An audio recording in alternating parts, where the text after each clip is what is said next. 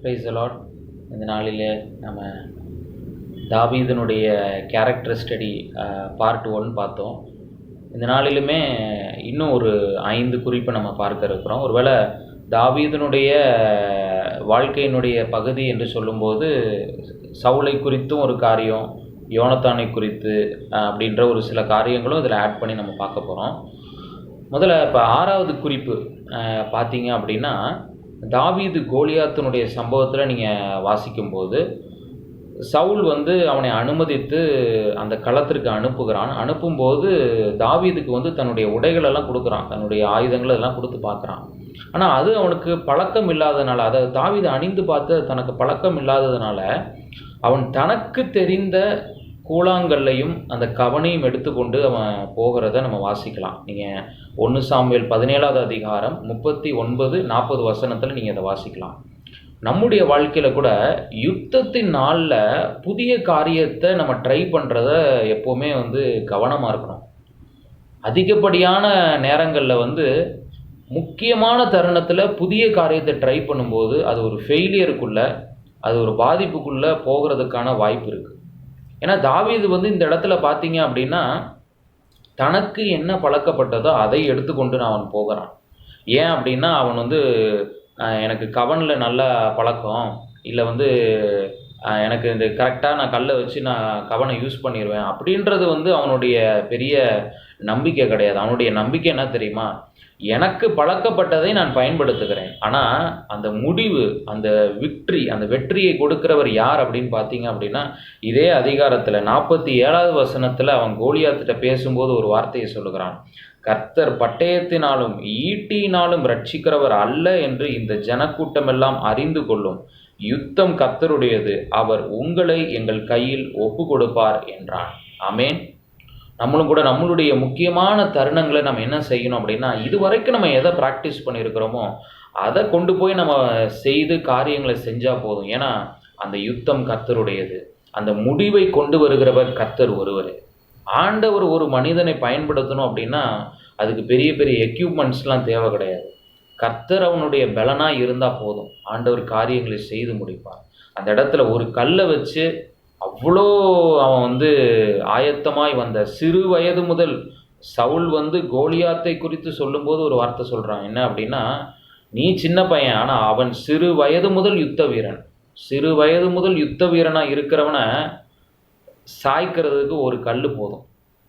ஏன் அப்படின்னா இவனுடைய பலன் ஆண்டவராக இருந்ததுனால. ஆமென். அடுத்த ஒரு காரியத்தை பாருங்கள். 1 சாமுவேல் 18வது அதிகாரத்தில் நான் சொல்கிற வசனங்களை குறித்து வைத்து அப்புறம் நீங்கள் அதை தியானித்து பார்க்கலாம். 1 சாமுவேல் 18 5, 7, 8, 9 இந்த வசனங்களை வாசிச்சிங்கன்னா இதில் ஒரு காரியம் சொல்லப்பட்டிருக்கிறது. இந்த அதிகாரத்தில் கோலியாத்தை ஜெயிச்சுட்டு வந்ததுக்கப்புறம் அப்படின்னா மக்கள் சந்தோஷமாக இருக்கிறாங்க தாவீது மேலே, சவுலும் சந்தோஷமாக இருக்கிறான். ஆனால் அங்கே இருக்கிற பெண்கள் கூட்டம் என்ன பண்ணுறாங்க அப்படின்னா, சவுல் கொன்றது 1000, தாவீது கொன்றது 10000 என்று சொல்லும்போது இந்த வார்த்தை சவுலுக்கு எப்படி இருக்குது அப்படின்னா, 8வது வசனத்தை 18:8 வாசிச்சிங்கன்னா அந்த வார்த்தை சவுலுக்கு விசனமாக இருந்தது. அந்நாள் முதற்கொண்டு அவன் தாவீதை பகைக்க ஆரம்பிக்கிறான்னு சொல்லி இந்த இடத்துல நீங்கள் வாசிக்கலாம்.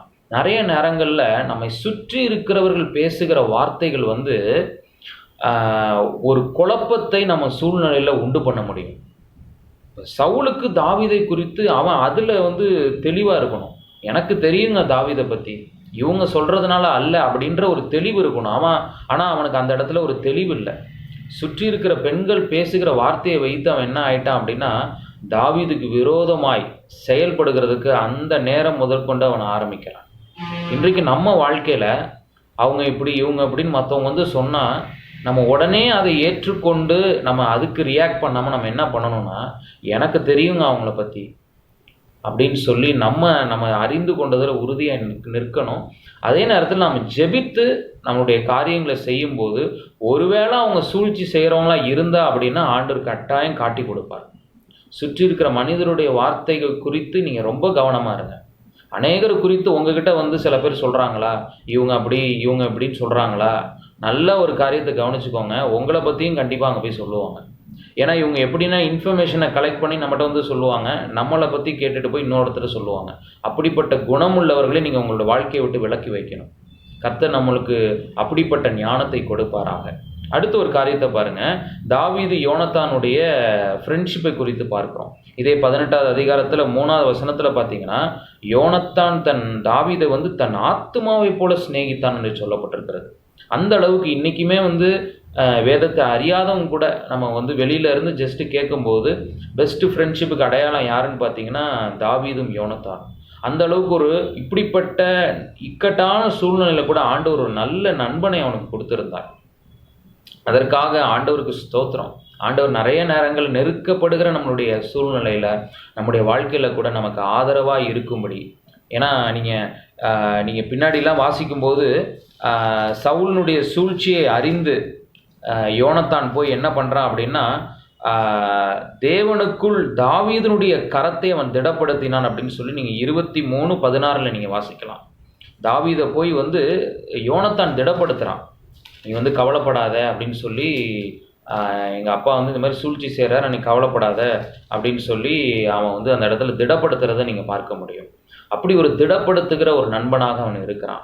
அவன் அது மாத்திரமல்ல, நீங்கள் வந்து 19:5 1 சாமுவேல் 19:5 அப்புறம் நீங்கள் 1 சாமுவேல் 20:31 நீங்கள் வாசித்து பார்த்தீங்க அப்படின்னா, அவன் போய் சவுலினிடத்தில் முதலாவது என்ன பண்ணுறான் அப்படின்னா தாவீதுக்காக பரிந்து பேசுகிறான். அவன் வந்து நம்மளுடைய இன மக்களுக்காக நம்ம தேசத்துக்காக போய் அவன் வந்து தன்னுடைய உயிரை பார்க்காம கோலியாத்துக்கு முன்னாடி போய் யுத்தம் பண்ணா, நீங்கள் அவனை போய் கொல்ல பார்க்குறீங்களே அப்படின்னு வந்து பரிந்து பேசுகிறான். அது மாத்திரமல்ல, அவனுடைய ஃப்ரெண்ட்ஷிப்பினுடைய இன்னொரு வந்து முக்கியமான ஒரு குணம் என்ன அப்படின்னா, சவுல் வந்து அவனுக்கு ஆசை தோன்றான். அவன் தாவீது உயிரோடு இருக்கிற வரைக்கும் உன்னுடைய ராஜ்யபரம் நிலை நிற்காது. ஏன்னா சவுலுக்கு அடுத்து யோனத்தான் ராஜாவாகணுன்றது உலக நடைமுறையின் ஒரு காரியம். ராஜாவினுடைய பையன் அடுத்து ராஜாவாகணும். ஆனால் ஆண்டவருடைய தெரிந்து கொள்ளுதல் யார் மேலே இருக்குன்னா தாவீது மேலே இருக்குது. இதை யோனத்தான் நன்றாய் அறிந்து கொண்டதுனால தான் அவனுடைய தகப்பனாகிய சவுல் வந்து அவனுக்கு ஆசை முட்டினாலும், நீ இப்படியே அவனுக்கு சப்போர்ட் பண்ணிட்டு இருந்தீங்கன்னா நீ ராஜாவாக முடியாது, அவன் ராஜாவாகிடுவான் அப்படின்னு அவனுக்கு ஆசை தூண்டினாலும் அவன் அதில் வந்து மசியலை. எவ்வளோ ஒரு நல்ல ஃப்ரெண்ட்ஷிப் இல்லை. இன்றைக்கும் நம்மளுடைய வாழ்க்கையில் ஆண்டவர் நல்ல நண்பர்களை நமக்கு கொடுக்கணும். ஏன்னா நல்ல நண்பர்கள், ஜெபிக்கிற நண்பர்கள் இருக்கும்போது நாம் ஆசீர்வதிக்கப்படுவோம். நாம் அநேக சூழ்ச்சிகள்லேருந்து பாதுகாக்கப்படுவோம். நாம் துவண்டு போகிற நேரங்களிலே நம்மளை அவங்க தட்டி எழுப்புவாங்க. அடுத்த ஒரு காரியத்தை பாருங்கள், இன்னொரு சம்பவம் நடக்கிறது. 1 சாமுவேல் 23 பார்த்தீங்க அப்படின்னா, தாவீது வந்து இப்படியே வந்து சவுலை விட்டு ஓடிக்கொண்டு இருக்கிறான். இப்படிப்பட்ட சூழ்நிலையில் கேக்கிலா அப்படின்ற ஒரு இடத்துல வந்து தாவீது தஞ்சம் அடைகிறான். ஆனால் அந்த இடத்துலையுமே அதை அறிந்து சவுல் வந்து வருகிறான். அப்போது தாவீது வந்து ஆண்டவர்கிட்ட விசாரிக்கிறான், இப்போ இந்த கேக்கிலாவுக்கும் வருவானா சவுல் அப்படின்னு சொல்லி கேட்கும்போது, ஆமாம் வருவான் அப்படின்னு சொல்லி ஆண்டவர் பதில் கொடுக்குறார். 11வது வசனத்தில் 23 அதில் வந்து 11, 12 நீங்கள் வாசித்து பார்த்தீங்கன்னா, அவன் வருவானா ஆண்டவரேன்னு கேட்டால் வருவான் அப்படின்னு சொல்லி பதில் கொடுக்குறார். அடுத்து இந்த ஜனங்கள், இந்த கேக்கிலாவில் இருக்கிற மக்கள் வந்து என்ன சவுல்கிட்ட ஒப்பு கொடுத்துருவாங்களோ அப்படின்னு கேட்குறான். ஆமாம் ஒப்பு கொடுத்துருவாங்க. ஆண்டவருடைய பதிலை பாருங்கள், ஒரு சிங்கிள் வேர்டில் இருக்குது. வருவானா வருவான், ஒப்பு கொடுப்பாருங்களா ஒப்பு கொடுப்பாங்க, அவ்வளோதான். அப்போது இந்த இடத்துல ஆண்டவர் ஒருவேளை தாவீது மேலே கோபமாக இருக்கிறாரோ, ஏன் இப்படி பேசுகிறாரு அப்படின்னு ஒருவேளை நம்ம யோசித்து பார்க்கலாம். இதே அதிகாரத்தில் 14வது வசனத்தை இங்கே வாசித்து பார்த்தீங்கன்னா, சவுல் அனுதினமும் அவனை தேடியும் தேவன் அவனை அவன் கையில் ஒப்பு கொடுக்கவில்லை. ஆண்டவர் கோபமாக இருந்தால் கண்டிப்பாக என்ன பண்ணியிருப்பார் அப்படின்னா தாவீதை வந்து விட்டுருப்பார், ஒப்பு கொடுத்துருந்துருப்பார். ஆனால் ஆண்டவர் வந்து அவன் மேலே பட்சமாக தான் இருக்கிறார். சில நேரங்களில் ஆண்டவருடைய பதில் எப்படி இருக்குன்னா சிங்கிள் ஆன்சராக இருக்கும். சில நேரத்தில் டீட்டெயிலாக ஆண்டவர் சொல்லுவார். அப்போ இதை வைத்து நாம் வந்து ஆண்டவர் கோபமாக இருக்கிறாரு அப்படின்னு நம்ம வந்து முடிவு பண்ணிட முடியாது. இது நம்மளுடைய வாழ்க்கையில் ஒரு எடுத்துக்காட்டு. ஆண்டவருடைய பதிலை நாம் வைத்து காரியங்களை செய்யணும், அதுதான் முக்கியம். அந்த பதில் வந்து இப்படி தான் இருக்கணும், டீட்டெயிலாக இருக்கணும் அப்படின்றது அவசியம் கிடையாது. அநேக நேரத்தில் நம்ம பதில் எப்படி இருந்தாலும் சரி, நம்ம செயல்படுகிறதை ஆண்டவர் எதிர்பார்க்கிறார். அப்போது ஆண்டவர் சொல்லுகிறதற்கு நாம் கீழ்ப்படிந்து செயல்படும்படி நாம் அழைக்கப்படுகிறோம். அடுத்து கடைசி ஒரு காரியத்தை பாருங்கள், 1 சாமுவேல் 25 நம்ம வந்து அபிகாயில் அவங்களை குறித்து நம்ம பார்க்கலாம். நாபால் அபிகாயில் இருக்கிறாங்க. அந்த இடத்துல தாவீதின் மனுஷர் போய் நாபால்கிட்ட போய் எங்களுக்கு வேண்டிய ஒரு வேளை உங்களால் முடிந்த உதவியை செய்யுங்க, எங்களுக்கு உணவோ மற்ற காரியங்களுக்கான உதவியை செய்யுங்கன்னு சொல்லும்போது அந்த நாபால் செய்யலை. அப்போது என்ன பண்ணுறான் தாவீதுனா, அவங்க குடும்பத்தை முழுமையும் நம்ம சங்கரிப்போம் அப்படின்னு சொல்லி தன்னுடைய ஆட்கள்லாம் ரெடி பண்ணுறான். ஆனால் இந்த அபிகாயில் போய் என்ன பண்ணுறாங்க அப்படின்னா, அந்த இடத்துல போய் அவங்க போய் திறப்பில் அந்த இடத்துல நிற்கிறத நம்ம அந்த இடத்துல பார்க்கலாம். 1 சாமுவேல் 25 நீங்கள் பார்த்தீங்க அப்படின்னா 28வது வசனத்தில் அவங்க என்ன சொல்கிறாங்க அப்படின்னா, தாவீதுக்கு எதிர்கொண்டு போய் உமது அடியாளின் பாதகத்தை மன்னியும், என் ஹஸ்பண்ட் இந்த மாதிரி செஞ்சுட்டான் அப்படின்னு சொல்லி இவங்க அதை எப்படி அறிக்கை செய்கிறாங்க அப்படின்னா, என்னுடைய பாவத்தை மன்னிங்க, ஹஸ்பண்டுடைய பாவத்தை மன்னிங்க, என்னுடைய பாவத்தை மன்னிங்க.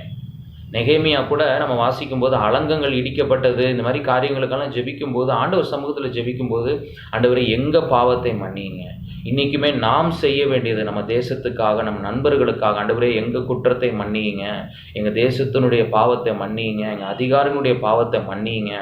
ஒரு திறப்பில் நின்று ஜெபிக்கிறதற்கு ஒரு நல்ல அடையாளம் இந்த அபிகாயில். அப்படி அவங்க ஜெபிக்கும்போது என்ன நடக்குது, 33, 34 வசனத்தில் நீங்கள் வாசித்து பார்த்தீங்கன்னா, தாவீது ஒரு நல்ல வார்த்தையை சொல்லுகிறான். என் கையை பழிவாங்காதபடிக்கு நீ இன்றைய தினம் எனக்கு தடை பண்ணினபடியினால் நீயும் ஆசீர்வதிக்கப்படுவாயாக. தாவீதினுடைய கரம் விரோதமாய் வராதபடிக்கு இவங்க போய் திறப்பில் நிற்கிறாங்க. இன்னைக்கு ஆண்டவருடைய கரம் தேசத்தின் மேல உக்கிர கோபம் ஊற்றப்படாதபடிக்கு திறப்பில் நின்று ஜெபிக்கிறவர்கள் ஆண்டவருக்கு தேவை. ஏன்னா அப்படிப்பட்டவர்கள் என்ன பண்ண முடியும்னா, தேசத்துக்கு ஆசீர்வாதத்தை கொண்டு வர முடியும். அது மாத்திரமல்ல, அப்படிப்பட்டவருடைய வாழ்க்கையும் கண்டிப்பாக ஆசீர்வதிக்கப்படும். அதான் இந்த இடத்துல தாவீது சொல்கிறான், நீயும் இதனால் ஆசீர்வதிக்கப்படுவாய். நீ திறப்பில் மற்றவர்களுக்காய் நிற்கிறது நிமித்தம் உன் வாழ்க்கையும் ஆசீர்வதிக்கப்படும்.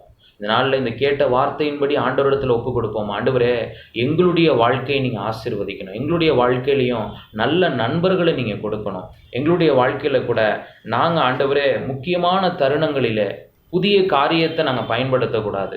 உங்கள் நாம மகிமைக்கென்று நாங்கள் எங்களிடத்துல இருக்கிறத ஆண்டவரே பயன்படுத்தி உங்களை நம்பி நாங்கள் செயல்படணும். ஜெபிப்போமா?